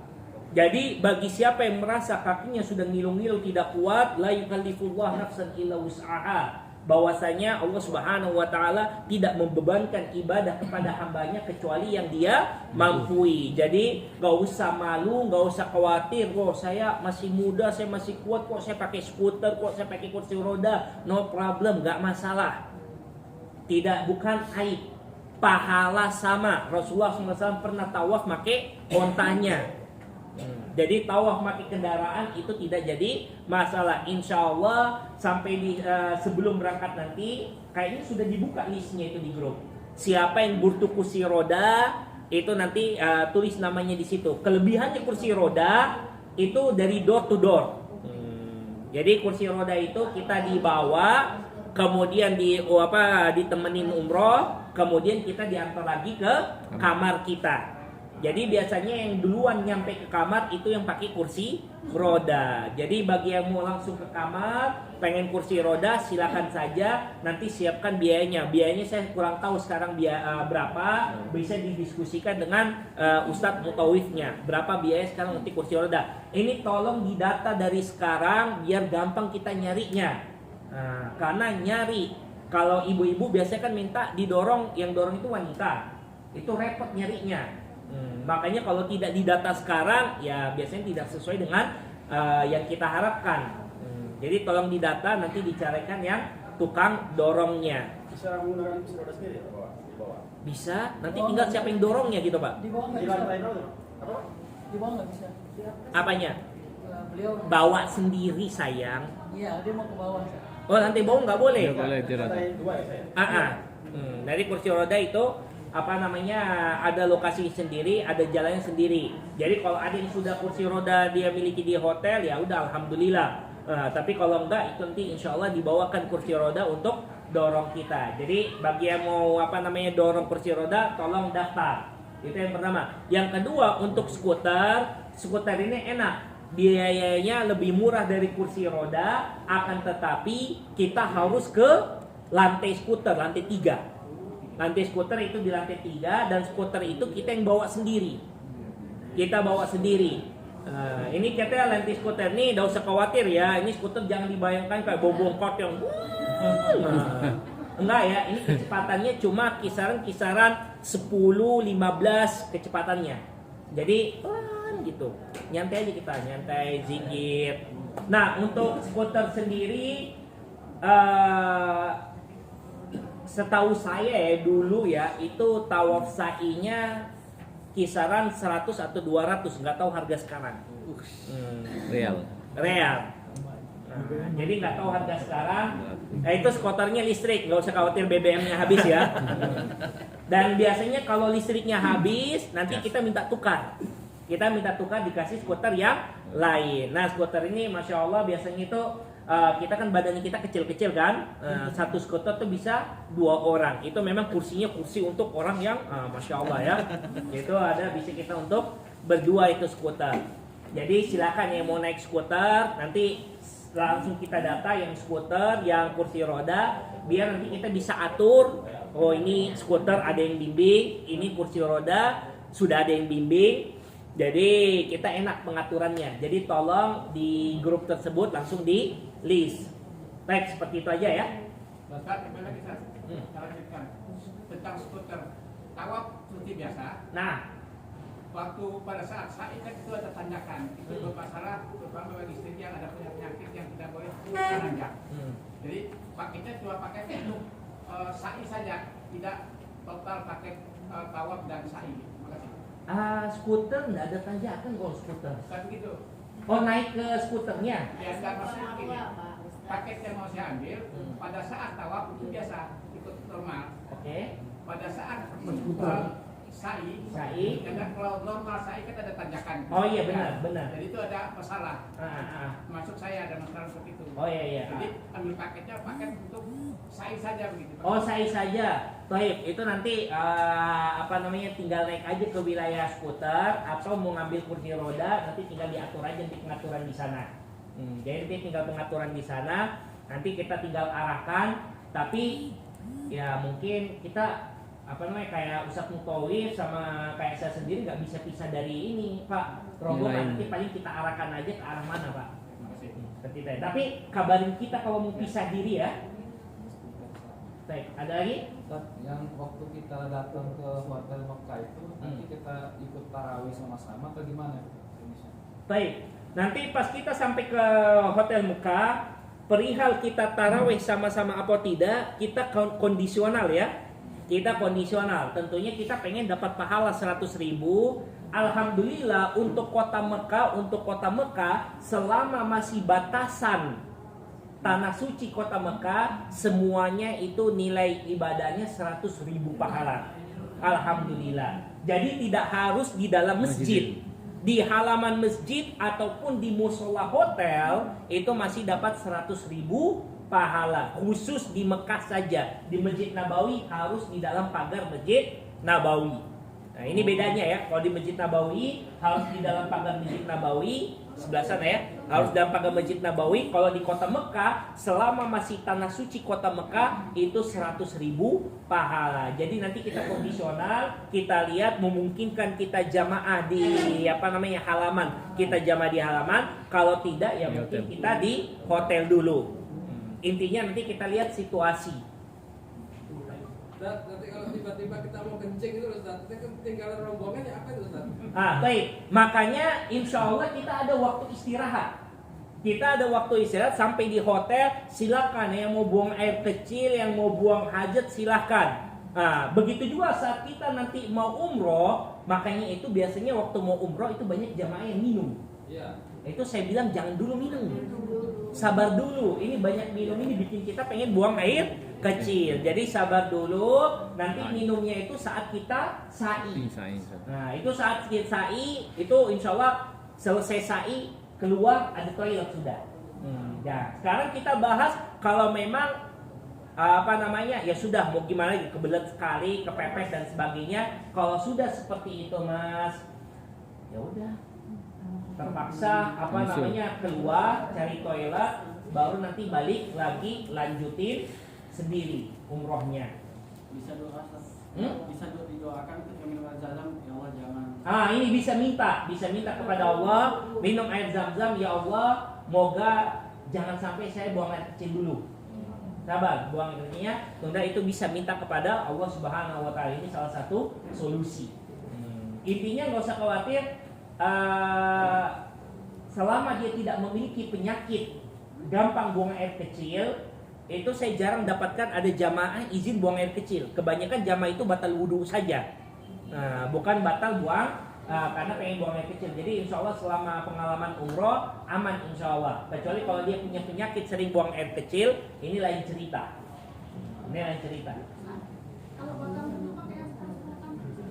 Untuk wudhu, baik. Untuk wudhu sendiri itu kalau seandainya batal wudhu kita pakai semprot-semprotan, itu bisa didapat di bin Daud ya. Nah, yang penting saat kita nyemprot itu semuanya basah, semuanya dapat basah, tidak sampai cucuran airnya. Yang penting semuanya kena air, sudah cukup. Jadi kita kalaupun mau wudhu lagi memakai air tersebut, itu wudhu aja hitungannya satu-satu kali aja. Kalau yang megang botol, kalaupun tidak pegang botol, alhamdulillah dekat piringan tersebut di bawah tangga itu ada tempat wudhu. Itu ada tempat wudhu. Usahakan tahan wudhu itu tawaf saja. Jadi tahan wudhu itu tawaf saja. Nanti kalau sudah selesai tawaf kita batal wudhu itu tidak masalah.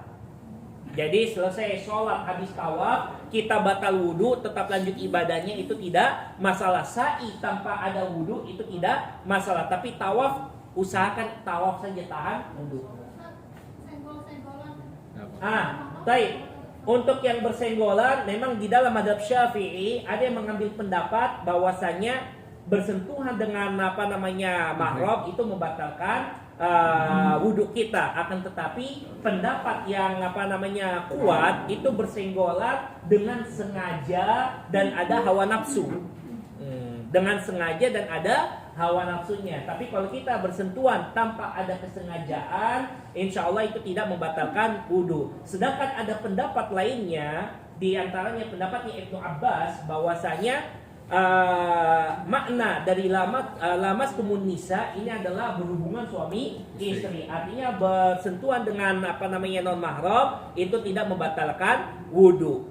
Jadi insya Allah bersenggolan itu tidak mengapa. Tapi saya tetap mengambil pendapatnya mazhab Syafi'i. Ya sudah, berusahalah tidak sengaja senggolan.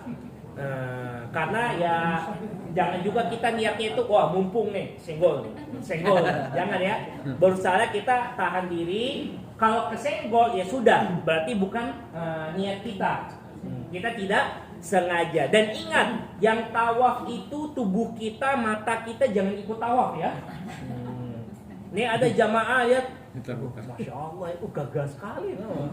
Yang bapaknya juga, Turki.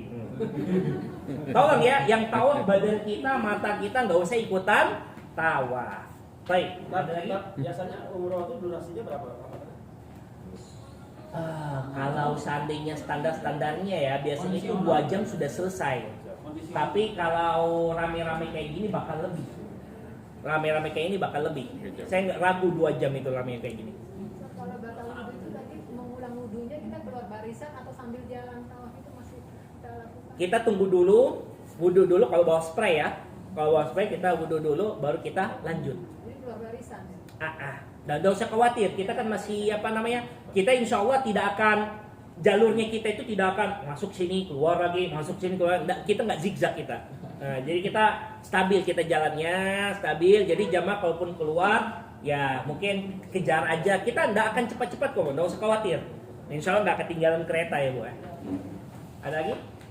Pas sampai hotel kan kita mandi. Mandinya boleh pakai sabun nggak?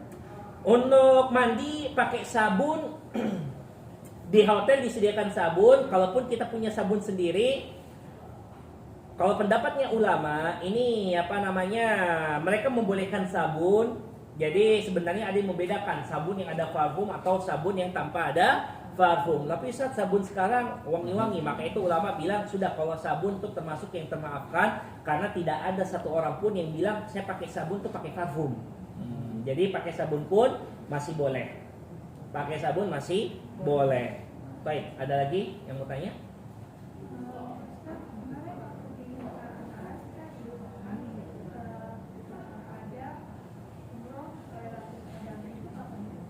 Baik.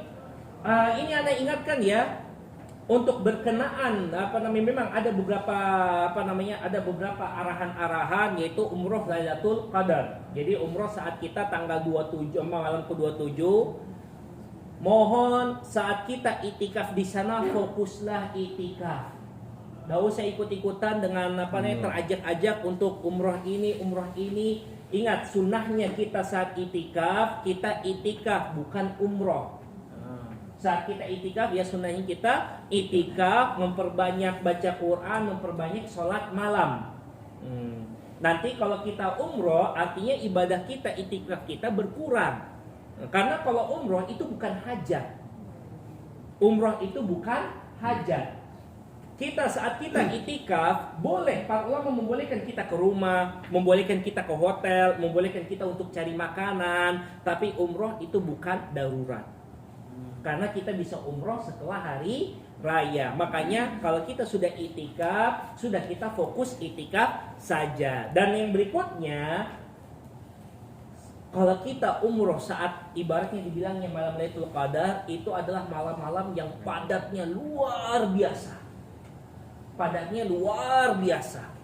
Jadi saya sangat tidak menyarankan jamaah untuk mengambil umroh di saat tersebut. Pertama, kalau jamaah nekat berarti dia umrohnya mengambil mikot yang lemah, yaitu pasti tan'im.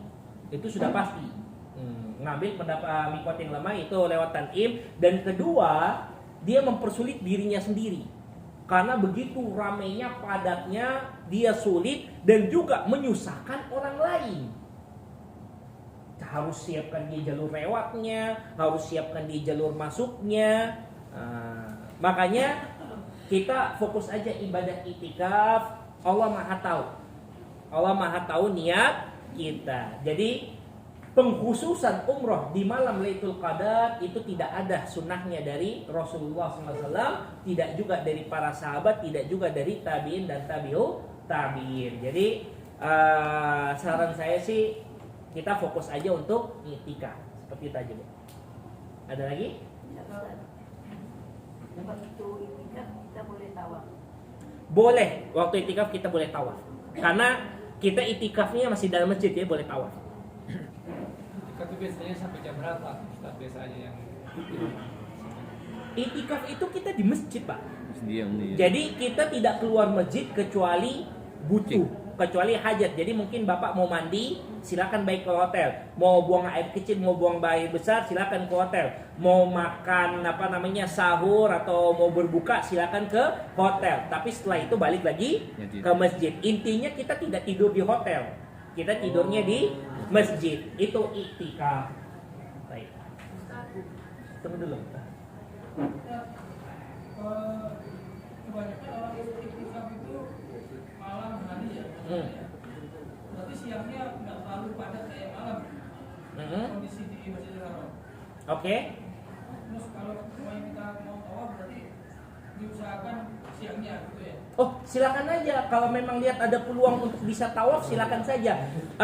Kalau untuk masalah Mekahnya bagaimana? Ini saya baru kali ini untuk umroh di kota Mekah. Jadi saya belum tahu sepinya gimana. Tapi memang kebiasaan karena malam harinya dipakai ibadah, habis sholat subuh biasanya tidur.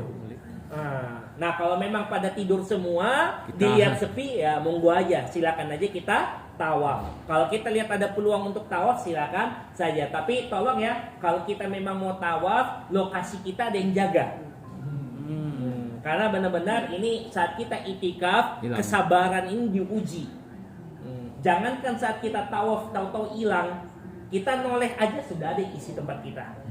Jadi kerja sama saja sama keluarganya. Mungkin saat kita tawaf ada yang jaga posisi tempat-tempat itikaf kita. Baik. Ali, ya. Untuk tawaf tolong sampaikan bisa tawaf di pagi. Jadi bedain nggak sih kita tawaf yang di lantai bawah kok yang umroh saja atau kita harus di lantai 2 kalau di luar yang umroh tuh kita tawaf lantai 2 ada. Kalau ini pertanyaannya tolong dijawab nih yang di sini. Ada beda nggak yang di piringan untuk umroh saja, yang di atas untuk yang enggak? Kalau di berita pernah dengar ada yang bilang dibedain sekarang. Ya, Anda juga dengar gitu, tapi saya nggak tahu ini, kita dengar aja yang ini. Kalau yang kemarin nggak tahu nih, kan, jadi peraturan askar itu petugas itu berubah-ubah. Jadi yang mereka fokuskan adalah jangan terjadi penumpukan massa. Itu yang mereka hindarkan. Intinya, iya. Jangan terjadi penumpukan massa sehingga ada saja mereka atur di tempat lalu lalang, jangan ada yang berhenti. Nah, kalau mau berhenti maka masuk ke dalam pagar-pagar yang sudah ditentukan. Ya. Jadi seperti yang dikatakan tadi, tempat umroh itu juga ditentukan juga. Kemudian kalau untuk yang di sekitar Ka'bah itu rata-rata untuk orang umroh. Orang umroh laki-laki. Tapi ini nanti nyebar ke yang lain. Waduh, ada rahasia nih berarti. Jadi nanti person aja. Tekniknya. Nanti kalau saya apakan nanti askar nanti kewalahan nanti. Khusus yang ada di Mekah aja. Mau tips triknya silahkan ya. Ustadznya ada di grup, silakan. Beliau bilang harus japri sama beliau ya. Ya maksudnya untuk membantu askar juga karena mereka masalah ya kewalahan banget ya kalau ini di sel dikirakan nanti rame askarnya kewalahan nanti mereka buat peraturan yang lebih ketat lagi. Jadi kita ikutin aja arahan askar ya maka ini dibutuhkan kita memahami apa yang mereka sampaikan. Jadi intinya mereka itu tidak ingin ada terjadi penumpukan massa. Dan diutamakan di sekitar Ka'bah itu adalah untuk orang yang umroh karena mereka sudah niat. Iya. Ya kan? Orang umroh nggak mungkin mau dihalangi. Oh jangan, nggak mungkin. Jadi dipermudah bagi orang yang umroh, baik laki-laki maupun perempuan. Yang sangat leluasa itu perempuan karena tidak ditahu bedanya jadi umroh apa enggak. Oh, masya Allah, perempuan muda ya. Alhamdulillah. Tapi kalau laki-laki mungkin dia pakaian biasa umroh kalau dia pakai pakaian ihram gitu. Paham ya? Ya, laki-lakinya tolong ya karena nanti dilihat wah ini perempuan yang gampang berarti pinjem cadar dulu ya. Jangan ya, nggak boleh. Begitu ya. Baik. Jadi sudah dijelaskan ya untuk memang waktu-waktu sekarang ini sering berubah-berubah aturan, artinya ya tinggal up to date aja, tanya-tanya di grup ada aturan baru nggak, boleh nggak begini. Nah, silakan aja, insya Allah di grup itu tetap aktif, ada pertanyaan silakan ditanyakan. Ketika wanita sama pria